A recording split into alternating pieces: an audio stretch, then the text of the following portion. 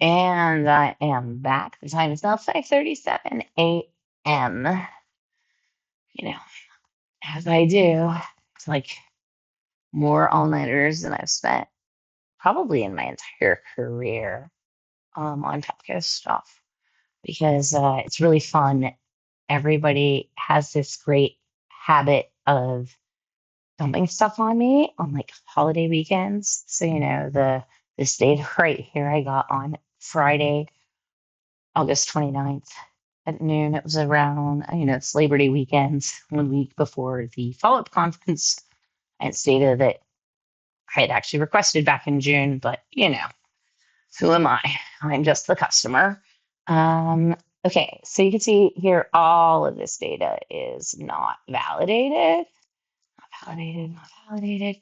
So this is the 101 SVC, which is the use, which the proper term would be delivered, but I know that Pepco does not like to use the proper terms because then it would actually have to be honest and not be able to play into gray zones. Okay, so if we get a 62524, okay, so this is the 201 data.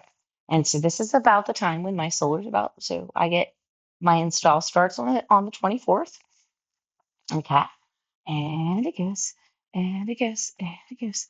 And then look at this. So so at 9 a.m. on June 25th, um, I was sending energy back to Pepco's grid.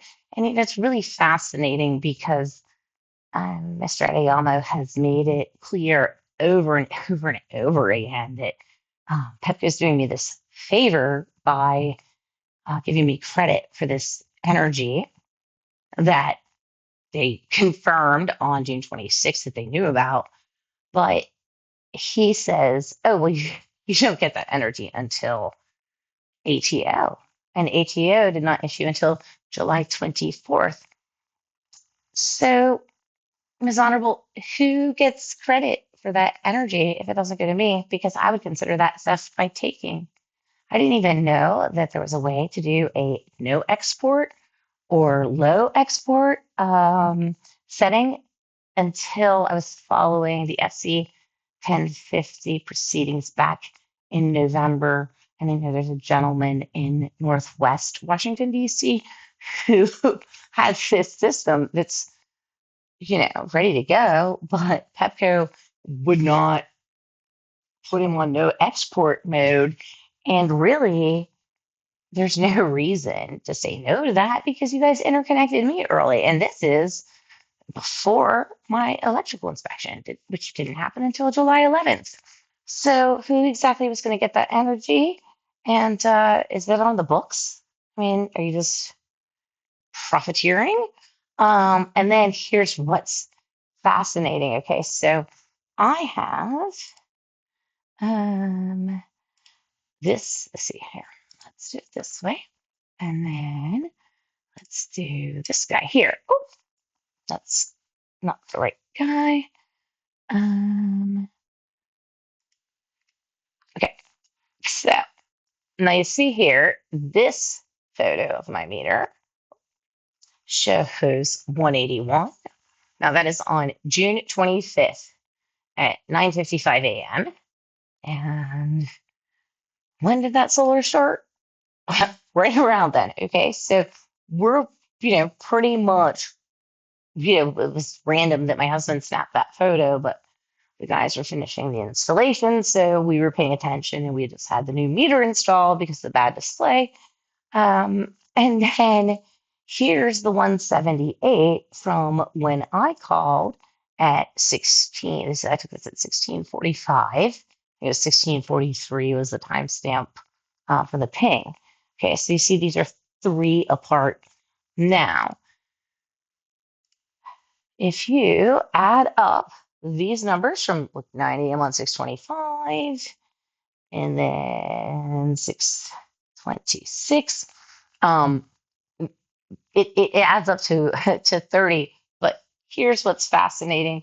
In November 2024, PEFCO, for some reason, after after it allegedly corrected this meter error that it had on November 17th, it did an interval restart on July 19th that evening. And it reduced, even though Pepco had changed my bill from credit of 145 to 12 when it revised the bill in October, on October 4th, we didn't mess with the interval data. So I have the old data. For some reason, and I think it has to do with the fact that the estimated commissioning date was on June 28th, because from June 29th till the end of the billing period, once again, it uses a 7-day, 168-hour repeating pattern of falsified data to total what Pepco desired, whatever value you set and said that that's what you needed it to be. But June 25th, June 27th, and June 28th were not reduced at all. And so this period is 30, which, as you can see, it was a reduction of 3, which supports the fact that my meter was displaying to be reduced by a factor of 10. But I thought that was a normal at the time. So I didn't even know because, if when I called on June 26th, if Pepco hadn't programmed its system to show the customer service person that what they saw was accurate, I could have caught this right then, like literally, which is really, uh, it's really hard because, I've spent, I'm not getting paid for this. I just, the more it goes on, it just keeps getting worse and worse and worse.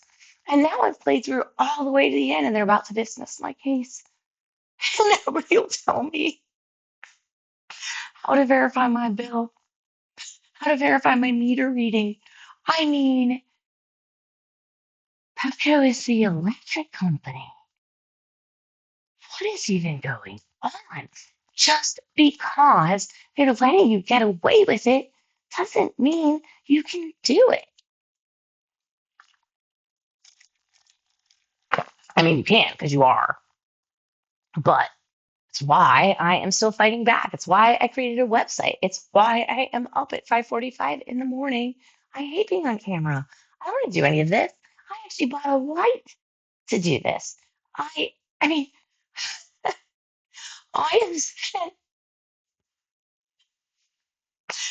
could be work I could be making so much money and it just keeps getting worse and worse and worse. And I found the crack in the system and there's just digital footprints and fingerprints everywhere, and I can see them. And if anybody who understood this stuff or wanted to understand, I mean, my friends understand it, my husband understands it, but um, nobody, you know, Pepco won't talk to me. They talked to me at the informal hearing on January 23rd. Then Linda Brown called me when my dad had cancer and tried to come probe my meter. Um, then Pepco talked to me at the pre-hearing conference. I believe that was April 8th. Pepco talked to me April 22nd because they were ordered to have a meeting with me. Um, and then and then at the follow-up conference on September 5th, 2025. And the hearing officer, I said I wasn't going to meet off the record again. I said I wanted documents because I just still couldn't understand. I was supposed to have a formal hearing in May. Pepco had not answered my complaint. Pepco had not responded to my brief. And OPC was pressing me to have another off the record conference with Noel Antonio, who had just been so horrible to me the first time. I mean, it just didn't pass the smell test. So they said they would record the meeting. The order even said it's going to be an audio recording. And as you can tell, I'm pretty good at just diving in with this stuff. I don't have to have a script. And the things that were being said on the record were so absurd that I just had to stop it. Like when they were talking about me using my solar data. But that was the first time I was actually allowed to speak. And I had to take my shot because it was on the record because I just did not want to get railroaded again. And man, it is just so offensive that they are doing this to me. And it's a coordinated effort. And, Papio should just because the commission's letting you do this to me doesn't mean it's right. I'm a customer. I'm a resident of the District of Columbia. I actually have no rights. Why do I have no rights? Because the commission has exclusive jurisdiction and I cannot file in court under the Consumer Protection Act. So, what am I supposed to do? Just suck it up? Um, but I actually so when Mr. Antonio he was able to generate this Teams transcript, but then he said that the audio was blank. So I'm not sure how he could have generated this, but fortunately, I was suspicious. I thought something like that might happen, so I made my own copy. It's on my website. If you ever want to listen, it's RBL for Rebecca Barbish Levinson resists.com because resistance is not futile. Feels like it, but anyway, I like hear how Rebecca Levinson, pet victim and complainant. And I need to pause for a second. Or maybe I can try and do it this way. My battery is low on my earbud. Put the other one in.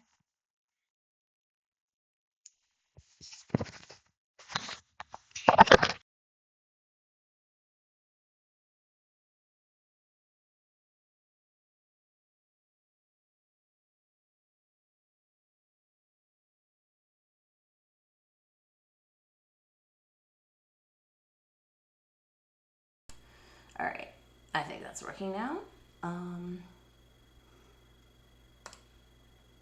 Okay, we have audio again. Probably won't be as good because I'm on the mic and not in my ear, but I probably was sighing a lot. It is 5:50 in the morning and I'm exhausted. But no rest for the weary because guess what? My case is going to get dismissed today unless somebody at Exelon takes me seriously. OPSC is going to sandbag me, but I actually told them they can't file a case. Okay, so we start out with me introducing myself. Okay, so this is Stephen Renzek, my OPC attorney, and he says he wants to get a formal hearing on the docket where we can present evidence and we have witnesses. And Mr. Antonio, you should listen to it because he's so nasty about it. A formal hearing? Yeah, a formal hearing to establish what? I mean, like, the disdain. He held my complaint hostage for 7 months without issuing any rulings. And then all of a sudden, why would I hold a hearing? I mean, come on, dude. You can't just bury me. But that's what they did. And none of the attorneys who were being paid to be involved did anything about it. Totally unreasonable. But anyway, so Steven says that, this is about the accuracy of my bills. I raise it, blah, blah, blah. Again, Steven says I raised it from the beginning. Then, and then Mr. Antonio says to Mr. Adeyemo that you bill Miss Levinson on her media readings, correct? And Elmo says that is correct, which is funny because later he says that all of my meters reading, all of my bills were estimated. Um, I don't even know here about this. Um, Whatever they're saying. But here, like, for the record, I am not referring to anything from my system. Anytime I refer to online data, everything in my complaint is based on Pepco's own data. And I say it's the data from Pepco, my account at Pepco.com. Nothing's coming from my solar system. My entire complaint is based on Pepco's own data. I have established there are errors and flaws in that data, and Pepco will not respond. And they keep putting in these ridiculous, frivolous motions to dismiss my valid complaint that I'm basing this on my solar production, and I'm not. Okay? So, like, I don't know how I can be more clear, which is then insane that here, Mr. Antonio was, paragraph 20. My reliance on my solar application data does not satisfy my burden. I mean, he's using the wrong burden, but let's just let that slip aside for a minute. I have not offered any evidence beyond this software application data. It doesn't exist. So, like, how can Pepco allow this order to stand? And how can you, like, refuse to respond to my complaint and my brief? I have put thousands of hours of effort into this. I'm a customer, and you won't tell me how to verify the meter readings on my bills? I mean, that's utterly insane. Okay, so I think that's my brief. That's Pepco's stuff. Okay, so then I even challenged Kunle. I said, I challenge you to produce this spreadsheet, because he refers to it in his renewed motion. And I did raise my voice. I am usually a very, very calm person, but I tell you that this was on September 5th, 2025, and I notified Pepco of this error on September 30th, 2024, and this was the first time I had a chance to speak, because nobody from Pepco will meet with me.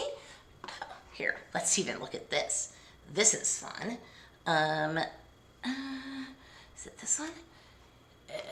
Oh yeah. Okay. Look. Okay. Here's what's fun. This is my email from back in June, where I say that my complaints based on actual laws, regulations, Pepco's own data and documents. Pepco can't keep filing frivolous motions to dismiss that are based on nothing more than blatant lies and imaginary laws and facts. This is a legal proceeding. The commission ordered Pepco to respond to my brief by June 9th. Pepco can't instead file a frivolous renewed motion to dismiss that doesn't address Pepco's unlawful billing for the May and June 2024 billing periods, prior to my solar system being installed. This is a legal proceeding. Pepco is being abusive. Pepco is not acting in good faith. It isn't fair, and it needs to stop now.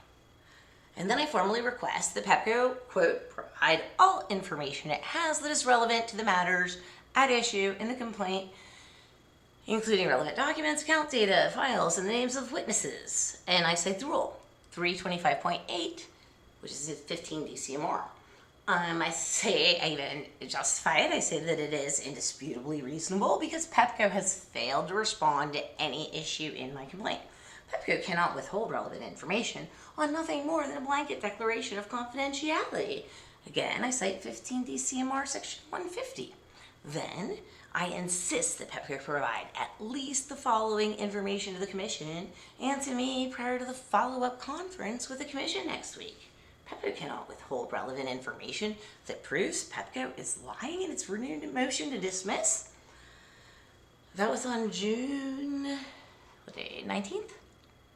Oh, look, I was right. June 19th. After the follow-up conference, I don't remember when exactly, it was a few weeks later, Pepco did produce some of the recordings. They produced them on a CD, which is just ridiculous because that like delayed everything by days because nobody uses CDs anymore. This first call here, the 29-minute call, they produced the first portion of that call that we were looking at earlier. I didn't even finish going through that because there's just so much here. But I will get back to it because it's crazy. They actually started this like weird million decremental counter when they turned on the net billing for channel 601. And I even figured out that that's referenced in there. Not that anybody else would have picked that up, but so this call is 29 minutes, and they only gave me the first portion. Then I got transferred to Mr. Honesty. That's the portion that Pepco cited specifically in its defense on question 16. It's data response 1-21 attachment A. Those are the questions that were responded to on January 22nd, 2025, the day before the informal hearing. They did produce this voicemail from what was actually Mr. Honesty. This 12-minute call they produced. Now this is really fascinating. This 19-minute call, they withheld that one.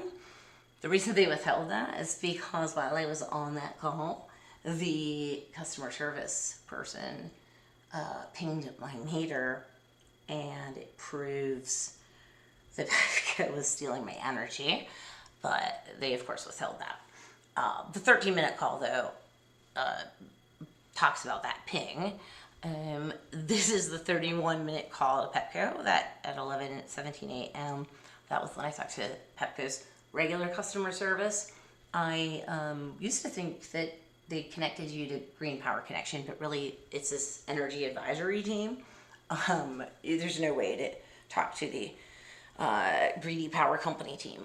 But the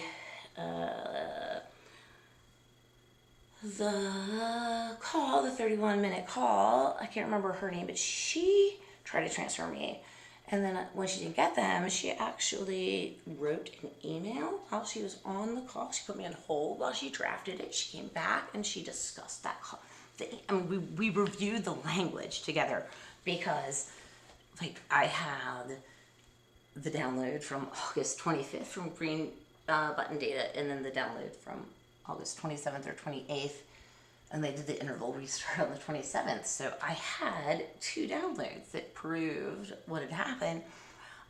She told me somebody from Green Power Connection would call back that day. But then I called that afternoon, as you can see, September 30th at 4:35 p.m. and spoke for 21 minutes. I want to say it was Ms. Reyes. She was really nice, but she was the one who told me that that nobody would be calling me back within a day. It takes weeks and weeks for somebody to call you back from GPC billing, which is funny because nobody actually from GPC billing ever did call me back. But Mr. Adeyemo withheld that call recording too. Then the 15-minute call to Petco on October 4th, that was to the same agent who I believe was Ms. Reyes. Then the October 15th call, that 20-minute call, was to Mr. Honesty, or with Mr. Honesty. And that's during that call is when I asked him about my net metering contract, because I said, well, my net metering contract says that I'm going to get paid out for distribution generation and distribution, transmission, and generation, because they're using a 10-year-old energy metering contract. But I didn't know that because how would I? I just based my financial decisions on the contract that Pepco fraudulently induced me into signing. And he told me when I asked, he said, oh, well, it's on the commission's website or something. And of course, because I actually know how to research regulations, because I did a lot of work with the Code of Federal Regulations when I was at the International Trade Commission. I was able to pull up the actual regs, and lo and behold, it is generation only. It's paid out in December, but there is a provision that says, first of all, that Pepco must use a standard contract that implements these rules, which is Pepco's burden, but there's also a waiver provision. And so I have repeatedly requested waiver. I requested waiver at the informal hearing on January 22nd. I requested it in my complaint that was served on Pepco on February 25th, 2025. And in fact, one of your people was frantically scribbling at the informal hearing. And so the week before my brief was due, that nobody helped me with, I was monitoring the docket, and I saw that Petco indeed had filed a revised contract. So, my brief actually refers to that and says that that is a tacit admission that Pepco is using the wrong contract now. Of course, nobody's ever responded to that. Pepco is still using its old contract that it knows is that it's fraudulently inducing people to enter. And then, I mean, where do you, where do you find people who are willing to say these absolutely ridiculous things? My God, where is it? I'm sorry.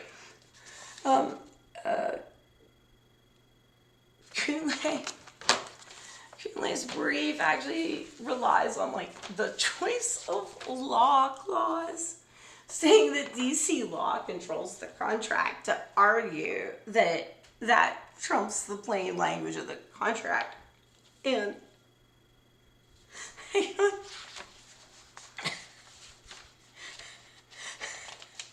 I mean, he's a real lawyer, right? Let's see. Oh,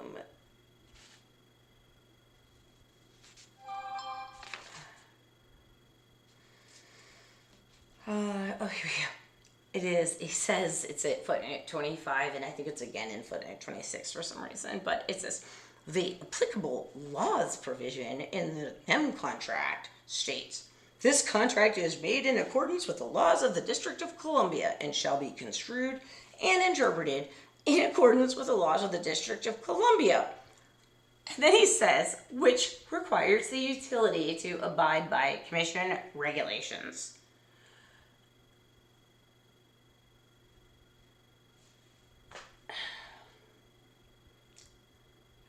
I'm almost, I am speechless, because you've got to be kidding me. Yes, of course, Pepco has to comply with the commission's regulations, but guess what? The commission's regulations require them to use a contract that conforms to the commission rules. And also, that's irrelevant for contract interpretation. Like this, I mean, a first year law student would know that. I mean, at least I did when I was a first year law student, but like, and then he says that I request the commission to ignore the rules. I have never asked the commission to ignore any rule. In fact, I have strictly complied with all of the rules, unlike Mr. Adeyemo, who doesn't even know the rules. I mean, it's... But I did not ask them to ignore them. I asked for a waiver, which is ironic because it should actually be Pepco requesting the waiver, because it's not my burden to use a contract that complies with the rules. Why is Pepco... I mean, this is a contract from before the Exelon merger. Like, do you guys, like, update anything ever? I mean, your website's not updated, your data requests aren't updated. I've spent so much time on the docket, and I know for a fact I downloaded all of it, right? Like, before the merger.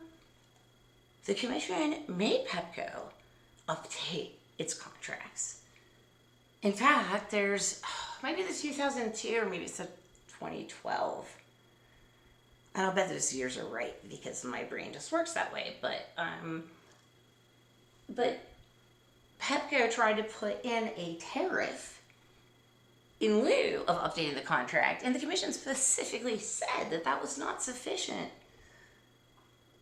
Consumers don't read the tariffs. I mean, I did, but that's only because nobody would answer anything, and I had to spend hundreds upon hundreds upon hundreds of hours reading all sorts of stuff. Anyway, they also this call on the 21st was when I called, and I was actually asking about like the BSA adjustment or something, and it was just weird because the person talked to me for 30 minutes, and then when they put me on hold, and then they came back and they said, "Oh, you have an active complaint pending. You have to go through the commission for this." Like, what is even happening? And then the 4-minute call on January 28th is when Linda Brown called me and actually asked me to get off of the phone with my friend because she had something important to discuss while I was driving to Pittsburgh to see my dad, who had cancer. And then it was weird because after that, I was like, well, that was a weird call. But I think she was just confirming I was going to be out of town so that they could come and probe my meter while I wasn't here. I mean, it's so sleazy. So sleazy. And I've been nothing but kind to everybody. And now, like, I normally would not name names because I'm a consummate professional.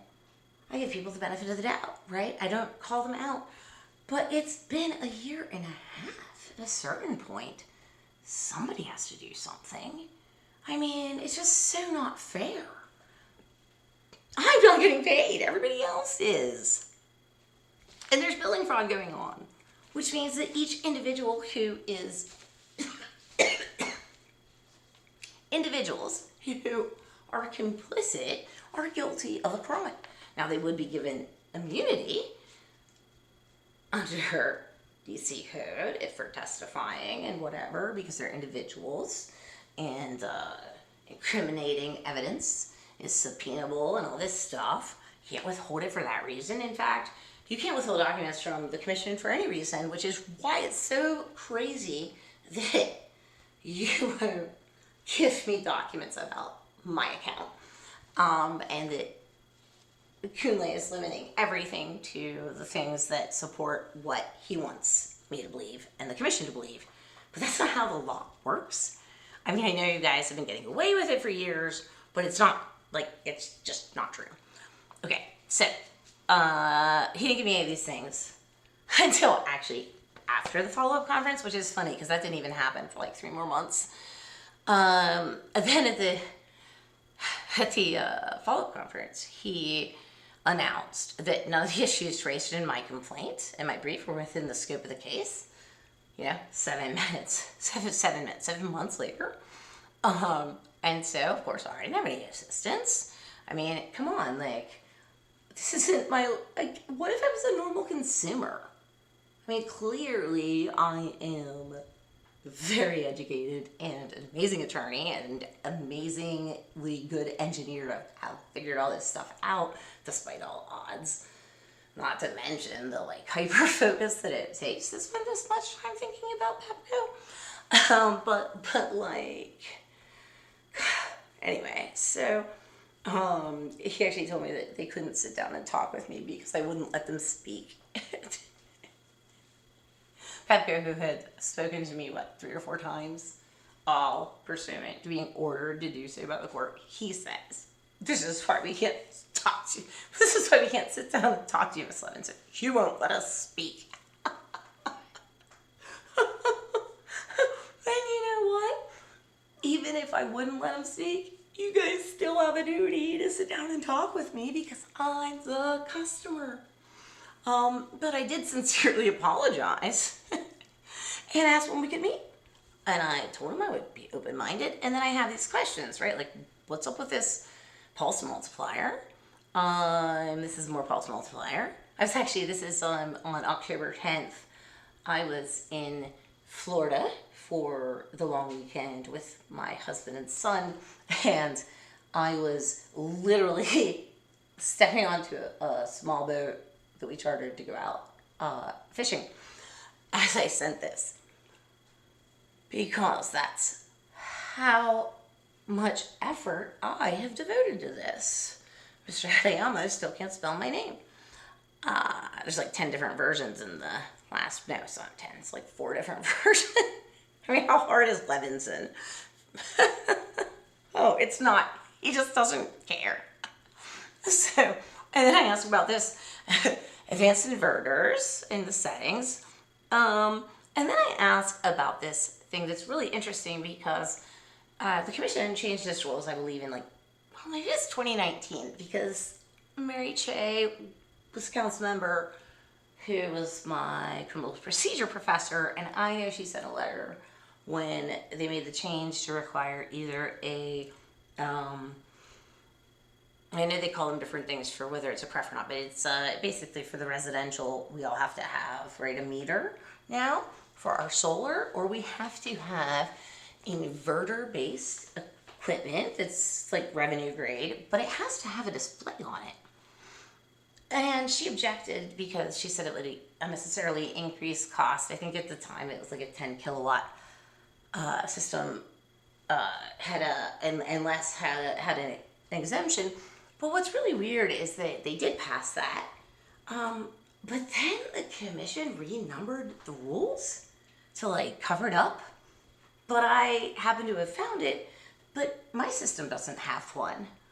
And I really couldn't figure out why. Nobody would tell me. But Pepco approved the blueprints for my system. The commission approved me for SREX. And the regulations actually say I need the equipment to get SREX. So I'm just so confused, and nobody will tell me that answer either. Right? So I sent these questions because he specifically told me that nothing in my complaint mattered. The only thing that mattered was how much solar credit Pepco owed me.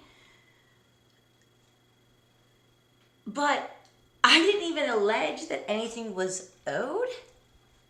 I just said, I don't know what's right. And how could I possibly tell you what you owe me when you have the meter, man? Like, check the meter. Tell me how to verify this. I can't just, like, shoot in the dark. But guess what? Mr. Adeyamo and Mr. Antonio decided that, guess what? I had the burden to come up with an alternate method of calculating how much energy I used. When Mr. Adeyamo said that Pepco had estimated all of my electricity usage. And I tried to talk to Lawrence Daniels at OPC about this because, first of all, how could it possibly be a customer's burden?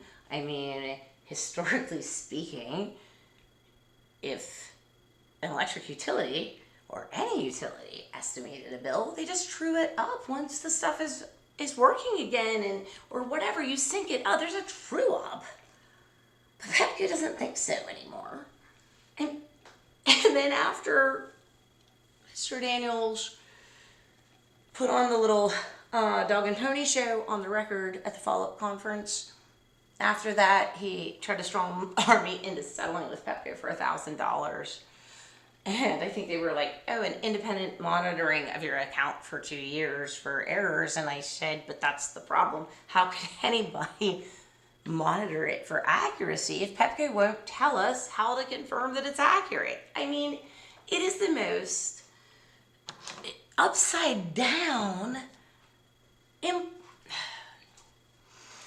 So anyway, so I send this from the boat on October 10th, 2025, and never hear back. Ever. And in the emails that I got this week, finally, I find this, that Mr. Adeyamo, a week later, emails Stephen, my attorney, and that they're looking into this, and he's not sure if it's an official request or not. What does that have to do with anything? I am a residential customer, and I am asking legitimate questions. I mean, my God, what is what are, what are my advanced inverter settings? Like, that's a default profile. Why would Pepco not tell me that? I don't understand why you were keeping everything so secretive, and I think it has to do with these volt var curtailment things, and also that I know that there are interfaces. I don't know exactly what Pepco's using because nobody over there will tell me. But the question that I drafted that was going to be in the data requests, Jason Cumberbatch, OPC's engineer, put a comment, was like, this is a loaded question. I don't even know what that means. Like, it's a data request, right? It's a data request to Pepco, and he's like, oh, this is a loaded question. I mean, you could have just said not applicable or whatever. And they actually changed it to be a softball question, which makes me think that you guys are having more access to my inverters than I know or anybody else in the public knows. But of course, Pepco won't tell me. Mr. Adiyamo just keeps coming back to, oh, the NEM meter doesn't know. Well, of course the NEM meter doesn't know. But then it's weird because when he talks about how solar billing is always going to be a gray area on the transcript, he says it's a gray area because Pepco doesn't know what I'm generating.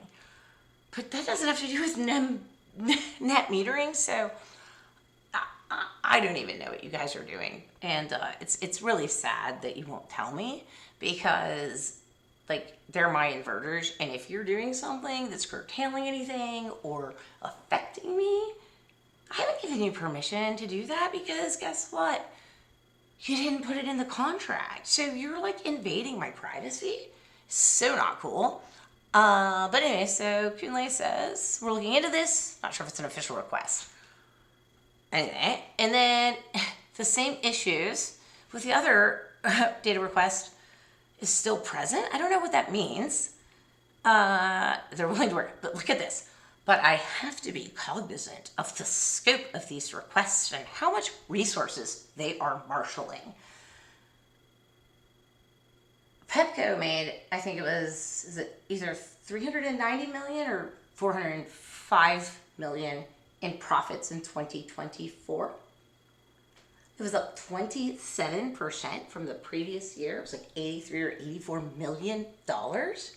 And I am a residential customer who is asking for basic information about their account. And Kunle has to be cognizant of the scope. What is even happening? You guys have a legal obligation. And he appreciates my tone, but he's hesitant to have Pepco personnel meet with me. Why? Why can nobody meet with me? It's sort of like when Linda Brown sent the follow-up part of my complaint to the engineering team in November 2024 because 2 days after Pepco issued its October 22nd, 2024 response that everybody withheld from me, they issued a falsified October bill for negative 29 or 29 kilowatt hour credits when the portal said I had a credit of 263. But why do facts matter? You're just an electric utility company. It's not like you have a meter. Oh, but you do. And then when they sent those emails in November, Linda Brown told them, don't call the customer. This is an active complaint. Well, guess what? If somebody had called me in October, they could have fixed my billing right then. Because all this we fixed stuff in November and our team didn't know. Everything they needed was in my original complaint in plain language. Plus, I sent 3 follow-up emails to GPC billing. But, the greedy power company stripped that out and didn't give it to the engineers.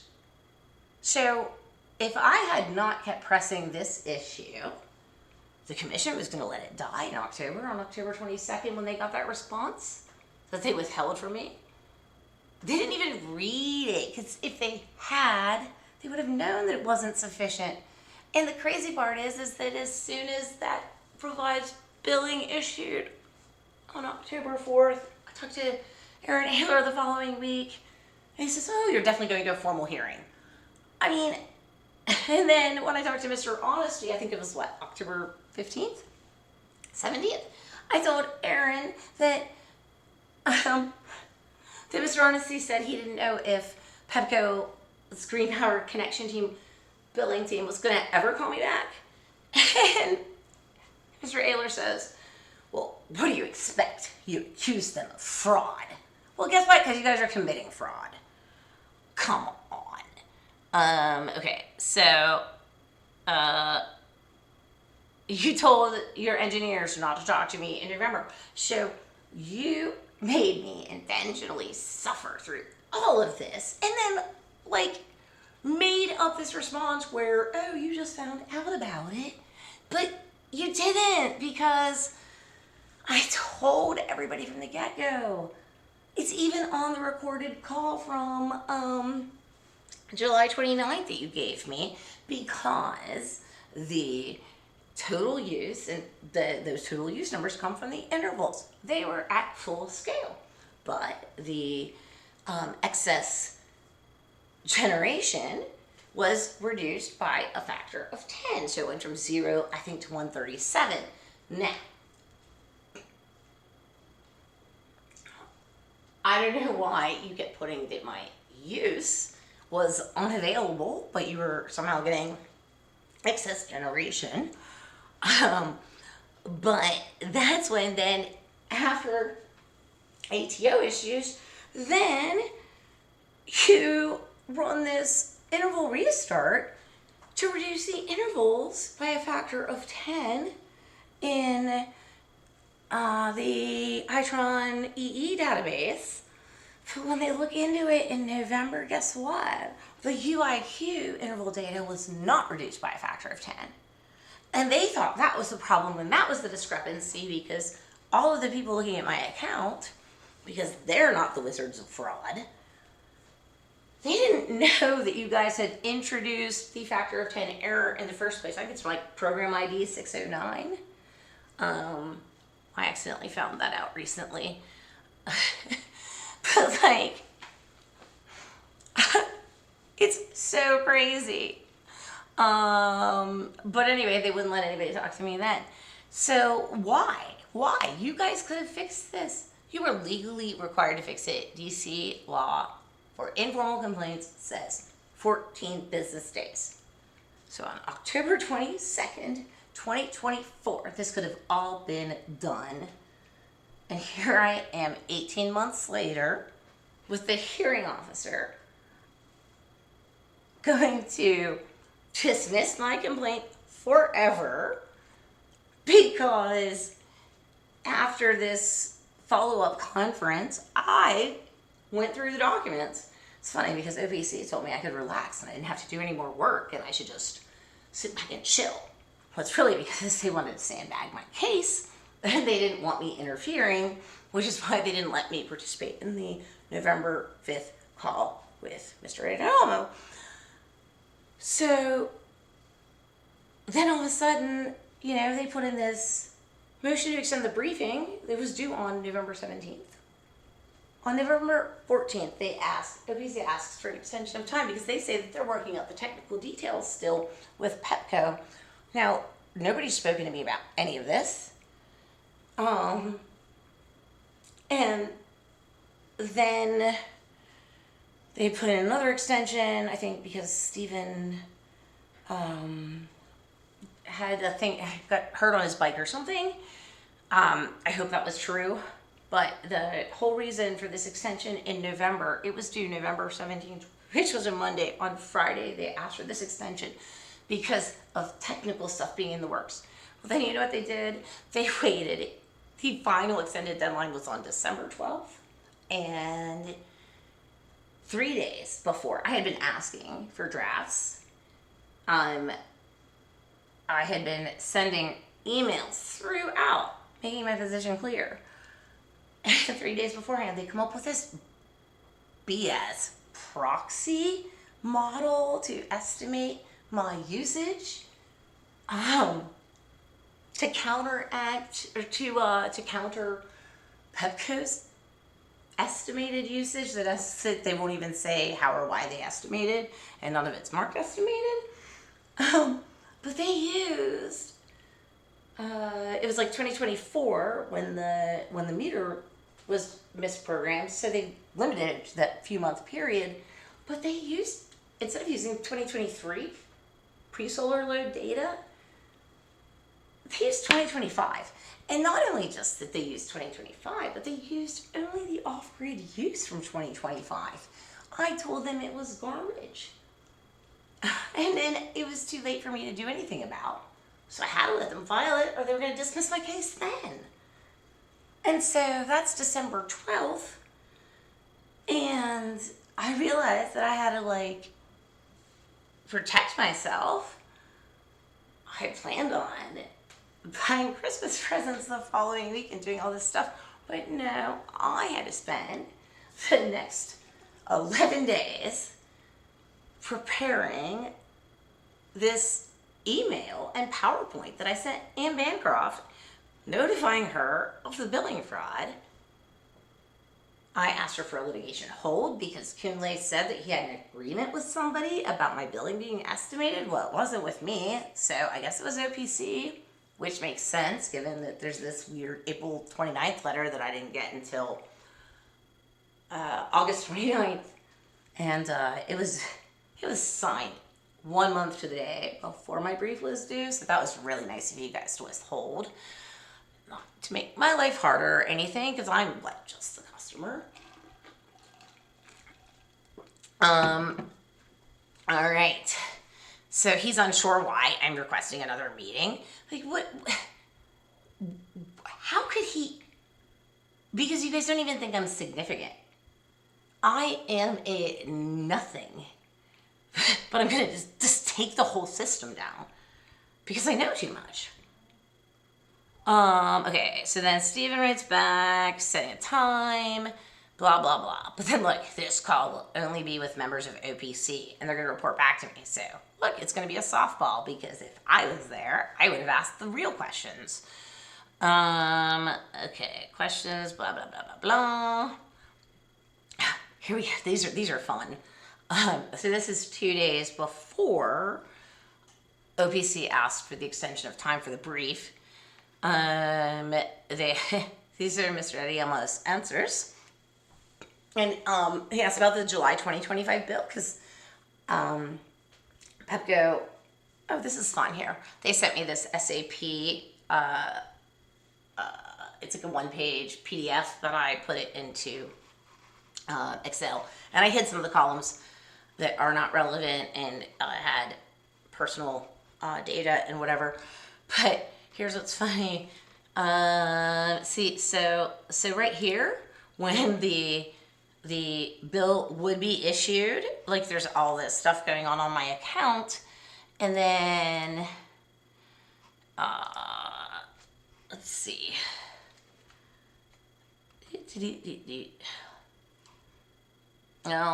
Well, anyway, there's no data for, I want to say, like 8.1 or 8.2. It just like skips it. There's a gap. So they were mucking with my account, but that's what they do.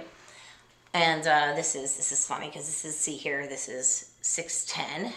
That is when Nadia Joyce put in the 19, well, it's supposed to be 19 kilowatt hours, but she added, because it was 19,000, so that's when she did the megawatts. This is when they backed it out. But where were we? See, I haven't spent any time on this at all, clearly. Let's see, that was transferred to a bit about, oh, sorry.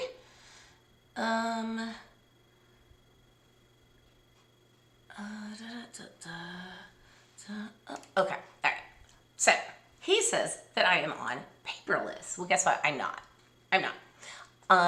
Why am I not on paperless? Because when you guys issued the October 4th revised billing, you put it on the portal, not on the portal, you put it on the Petco app only, and I wasn't willing to let you hide stuff again. So I've been on, I'm not on paperless. I haven't been on paperless since October of 2024.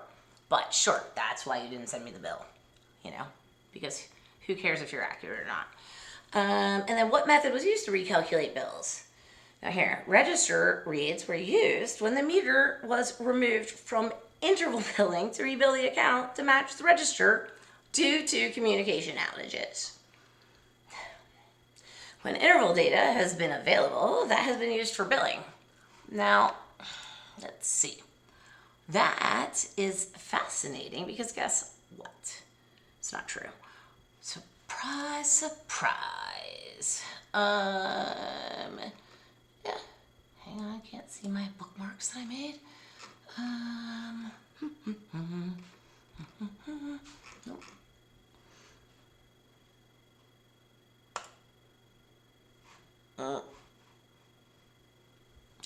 So, look, even though this account was not billed on interval billing, blah, blah, blah, where is it? Don't. They say in here that billing back office disabled interval readings. Here it is. There's no sum check coding in SAP because why would you ever care if some of the intervals matches the difference between the register readings? I mean, that would be silly because then you couldn't commit billing fraud. Okay, so looking further, the billing back office has the interval register disabled. And I love it that they say that it is not possible for decimal places to be off for a quantity that never existed. You know, sort of like I asked Mr. Daniels how there could be a preponderance, because I asked him what my evidentiary standard was, and he told me a preponderance of the evidence, and I said, how can you have a preponderance of nothing? Because if Pepco doesn't have meter readings and can't tell me where it got its billing, but sure, preponderance of non-existent billing. Okay, so the interval register was disabled back on 10/4. So that's fascinating because my complaint was filed on 10/2, and that to me seems like a pretty big no-no that you are manipulating stuff secretly after my complaint is filed. But, you know, what do I know? And then look here, SAP. 6/25/24, because that's when you set me up for the solar billing. And look at this. Joyce and Natia Joyce. Change field. ZWNABR. Register not relevant to billing. So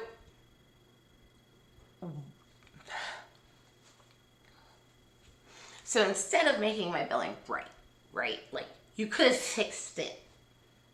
But the Wizard of Fraud, whoever's cooking the books back there at the greedy power company, because somebody intentionally scrubbed my complaint from all of the relevant data. Somebody did this intentionally. And, you know, you're never going to tell me who unless somebody makes you. And it's just, because, you know, the commission's going to dismiss my complaint at like 5 o'clock today. Unless, I guess, I could file my own petition for review. But, right, like, we all know what the commission's going to do with that. I mean, it'll be a joke. And then, guess what? Pepco didn't put anything on the record. And then they actually try to like whitewash all of my arguments. It's really, really funny. It's like I don't even exist in the narrative. So my record on appeal, what am I gonna do? Nothing. Because I can't. Oh wait. this is not where we wanted to go back to. Let's go back to this. Okay. Oh. And then, okay, ask about the this 0.0015 pulse multiplier, which is weird for a bunch of different reasons because the actual meter constant is 10 watt hours, not 1 watt hour. So the 1.5, yeah, whatever. Anyway, it's not applied to the billing. It's the pulses that calculate the usage measured by the meter. It's only related to the conversion factor. Blah, blah, blah. Okay. Then, this is where it gets crazy. Let's see if I can. Man, I actually had to have my son. Had to have my son help me figure out how to use this like OBS studio. I'm learning all sorts of fun skill sets. I now know how to use WordPress. I'm not a social media person, but now I am on X. I have a Facebook page. I have a website.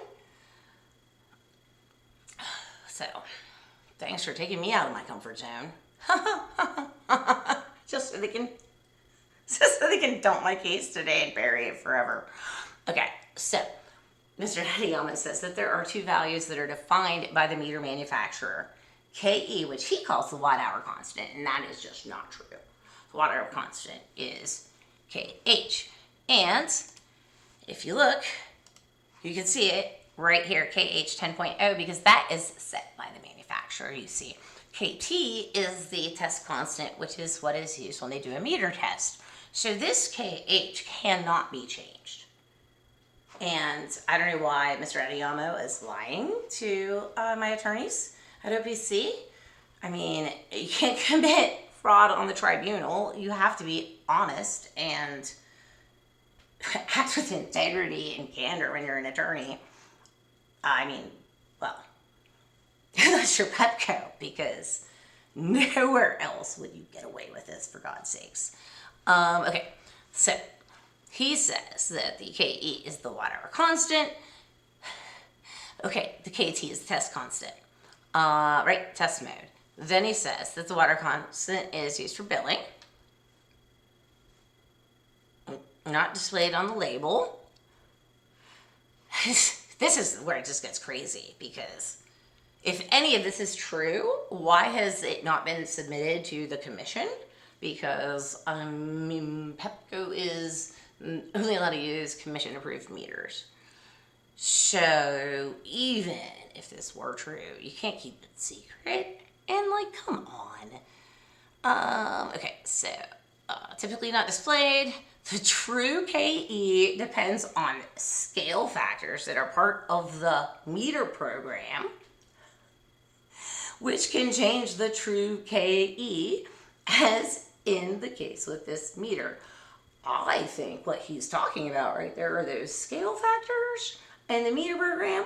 What he's talking about is the fact that you guys have my meter set to think it's a network meter, which allows you to unlock these cheat codes, which each month when you push your firmware update within the hour after the end of the billing period, you change those multipliers. The problem is that when you change anything, when you change it on the meter, you have to keep the changes consistent on Pepco's side, which is why when things get disconnected, you can't put them back again. It's funny, they told me that they can make my meter right again if they replace it, because then you guys get to start from zero again.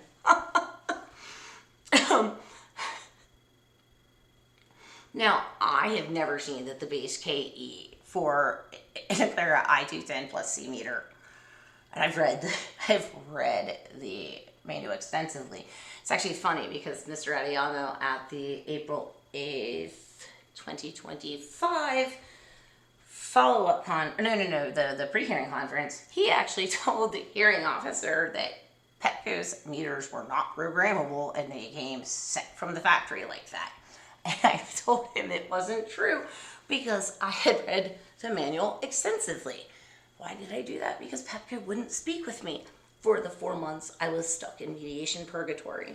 It's pretty hard to mediate with somebody when they won't speak with you. I mean, it was just like the commission trying to wear me down, so I'd give up. And I didn't know it though, right? And like they kept promising that I would get a hearing, and I thought that they meant it. And given my background, I was like, oh, well, look, I can fix the system and help myself and help other people. I didn't know they all meant for me to fail. I actually think now that the commission does their informal mediation purgatory, and I think that the stuff with, because I couldn't figure out how all these other people, not all of them, but like, there's at least 3 or 4 in this 18-month hell that I've been through, who actually had formal hearing cases.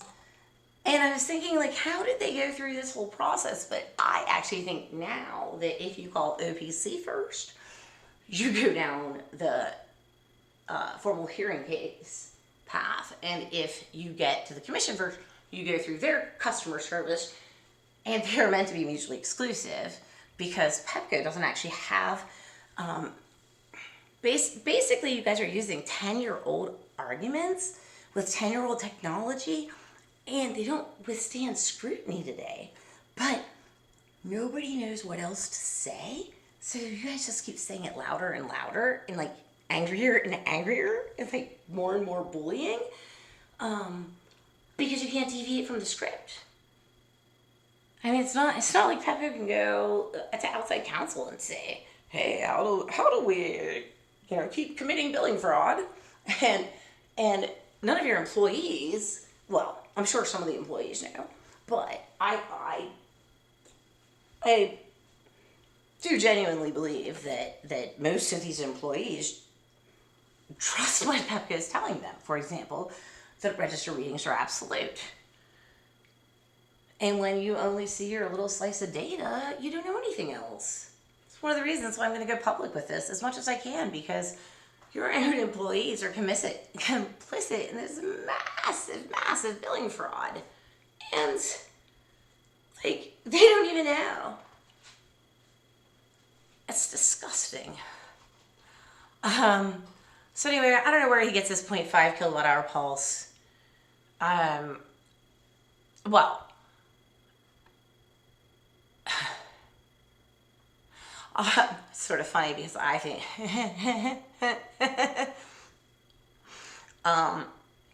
my final June bill, June 2024 pre-solar, was 1781 kilowatt hours, and it was 1 point, I can't remember, X percent above the load. So we moved in July 2023, and that month had low usage, and we weren't here in June. So for all my numbers, I used August 2023 data to get the daily average, and then I just used that for all of my pre-solar load analysis for June, July, and August. And obviously June's not as heavy usage month, but I think that I would have expected it to be closer to like 1,200, and it ended up being around 1,800. Well, I think it's my sun getting up because it's 6:46 a.m. So anyway, so the 509 program that is programmed onto this meter, which I don't know what the 509 program is. It says it has a scale factor of 3. And I mean, where do these numbers come from? And is it even true? And how would I know? And if you're applying it, it has to be disclosed because you have a meter and you can't do black box changes to this stuff. I do know that the digital meters can only store a set number of pulses. You were using 15-minute interval windows, which allow you to round up a lot. So, nice way to inflate stuff right there. And it's weird because I think maybe it's like 45 days. I have to go back and check the manual because there's when they gave me the pulse data, there's only UIQ data for 45 days, but you gave me a way longer period and it says there's no UIQ data. And the data can't, how can there not be UIQ data if it came from the meter? And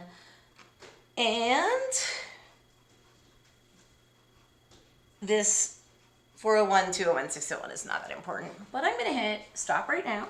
I will be back. My son is now awake, and the sun's probably coming up too. So, to be continued.